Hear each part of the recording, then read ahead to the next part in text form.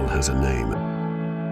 Evil has a face. Evil sometimes gets away. Join me as we explore 10 unsolved murders forgotten in 1990s Britain. One murder at a time through the shadows of true crime. William Howe. A retired animal doctor, aged 63, was found dead in his apartment on January the 9th. Someone had broken in, made a mess looking for valuables, but surprisingly, didn't find a lot of money hidden in a safe. It seems like the main reason for the break-in was to steal. Before he died, the vet went through a terrible experience. He was hit hard with a hammer, and someone used a lot of force on him, which caused broken ribs. He ended up dying because he couldn't breathe properly. It looks like he might have died a day before the police found him. The way he was hurt and killed shows how terribly he suffered. Doris Kellett. In Cleckheaton, West Yorkshire, the brutal demise of 92-year-old Kellett unfolded in the shadows of malevolence. Savagely battered within the sanctity of her home, the assailant, possibly aided by an accomplice, left behind a grim tableau.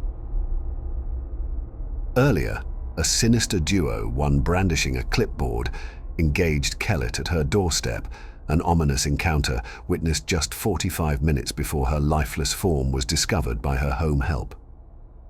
Among the stolen treasures were her pension funds, a cherished ring, and an amber paperweight fueling suspicions of a macabre ruse. Perhaps a malevolent intruder posing as an official, be it a gasman or some other ominous guise. Sandu Drummond. In a quiet area near St Andrews, Fife, a man named Drummond, aged 33, was found dead on a lonely farm road. He lived in a remote house with his brother. On June 24, 1991, something strange happened that led to Drummond's mysterious death. A few days before, he took out a lot of money from his savings secretly, but then the money appeared back in his house. Just 4 days before he died, he suddenly quit his job, which made things even more puzzling. People saw Drummond running quickly from his house to the fields on the day he died.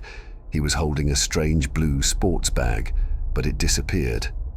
Later, someone covered in blood with a hidden hand injury was seen on a bus around 2:30 p.m, not far from Drummond's house. Nobody knew who this person was. Also, there was a red or orange car that kept showing up near Drummond's house, but nobody knew who owned it or why it was there. At first, everyone thought Drummond died naturally, but during the examination after his death, they found injuries on his neck that showed it wasn't a normal passing.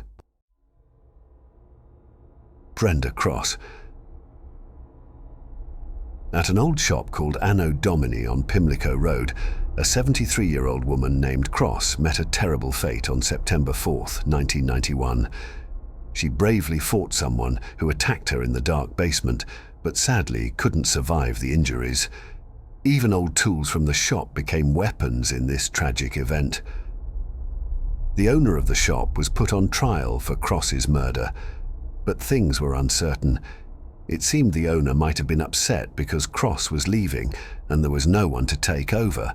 The judge said there wasn't enough proof, so the owner was let go, making it unclear who really did it. Behind the scenes, there was a retired actor who used to be on a TV show called Emergency Ward 10.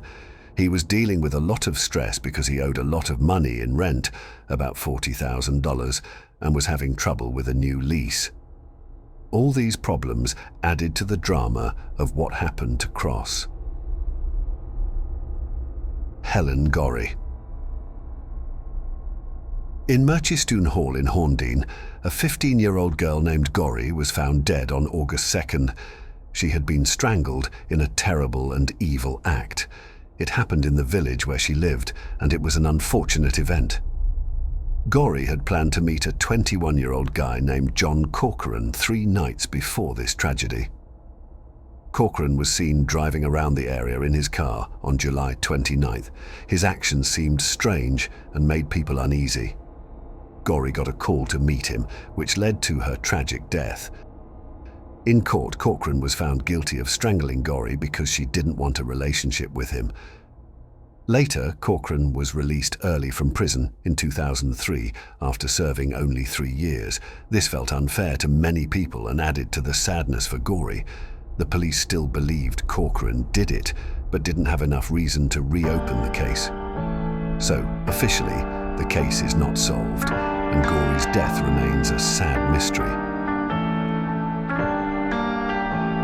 Benji Stanley. On the evening of January 2nd, 14-year-old Stanley was killed in a takeaway with a friend. There was gunfire, and Stanley died while his friend was very scared.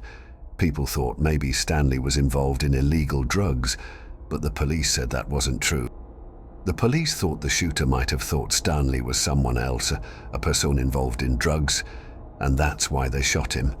In 2011, they said there was another person who looked like Stanley and might have been the real target. It seemed like a really scary mix-up, and Stanley was killed for something he had nothing to do with. There's another strange part to this story. It's possible that Stanley's friend was the one the shooter wanted to hurt. But because Stanley was wearing his friend's jacket and riding his friend's bike, the shooter got confused and hurt Stanley instead. This was a very sad and confusing event for the neighborhood, with many questions left unanswered about what really happened to Stanley.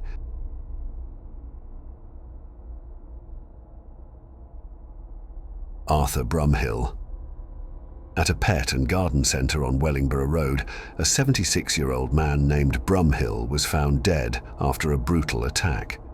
Another worker discovered him in the basement with severe head injuries. It seemed like a tire iron might have been used as the weapon, but it was missing, making people suspicious of who did it. It looked like the attacker might have escaped through a window and took some money. Someone saw Brumhill with a teenage guy with light brown hair, around 5 feet 5 inches tall, in the shop the night before the murder. The police tried hard to find the person responsible, even featuring the case on a show called Crime Watch and making some arrests, but they couldn't catch the culprit. After 20 years, in 2013, the police thought new technology could help solve the case, but it didn't. Then, in 2017, a former colleague was accused of killing Brumhill, but they were found not guilty in court. So even after all this time, the mystery of who killed Brumhill still remains unsolved, leaving the community in uncertainty. Dawn Shields. In Brumhill, Sheffield, a 19-year-old mom named Shields disappeared on May 14, 1994. 6 days later, her body was found at Mam Tor in the Peak District. She had been strangled, and her clothes were taken, leaving a lot of unanswered questions about what happened to her. The police said Shields had a tough life and started doing sex work when she was only 14 years old. Her past was difficult, and it affected her a lot. In 2019, the investigation into Shields' murder started again. Some people thought there might be a link to a man named Stephen Griffiths, who was a convicted killer, or even to another murder in 2001. But the police also looked at a man called Alan Kite, who had killed sex workers before. They thought he might have done more murders that were not solved. The story was like a scary movie, full of sadness and suspicion that lasted for a long time. Shields' case is still a mystery, and many people hope for justice to be served as the police continue to investigate what happened to her. Sally Cannon. Late on April 22nd or early April 23rd, 1995, 20-year-old Cannon was shot and killed in her own apartment. Her partner was blamed for her murder and was found guilty after just 4 months. But in April 2001, Scotland's appeal court changed the decision. During the new trial later in 2001, It was revealed that if the defense had used their own experts earlier, they might have shown different evidence. Initially, they thought Cannon's blood on her partner's clothes came from the gunshot, but later they said it might have come from her coughing it up while she was in his arms and dying. At the end of the trial, the verdict was not proven. This meant there wasn't enough evidence to say if he did it or not. The trial ended, but there are still many questions about what really happened to Cannon and if justice was served. Sally AnnJohn. In Aylesbury Street, Swindon, a 23-year-old sex worker named John went missing on September 8, 1995. For years, nobody knew what happened to her. Then, in 2014, there was a murder investigation, even though her body was still not found. 3 men were suspected of kidnapping and killing John, but they were let go, and the case remained unsolved. In 2011, it was revealed that Christopher Halliwell, who was already in jail for another murder, was a regular client of John's. In November 2014, the police started a new murder investigation because they got important new information. Things got even more mysterious in 2017 when the police found a fake postcard that was supposed to be from John sent after she had supposedly died. This made her disappearance even more puzzling. The story of John's disappearance had a lot of questions and secrets. The police tried hard to find out what happened, but the truth remained hidden, leaving the community troubled by her unresolved fate.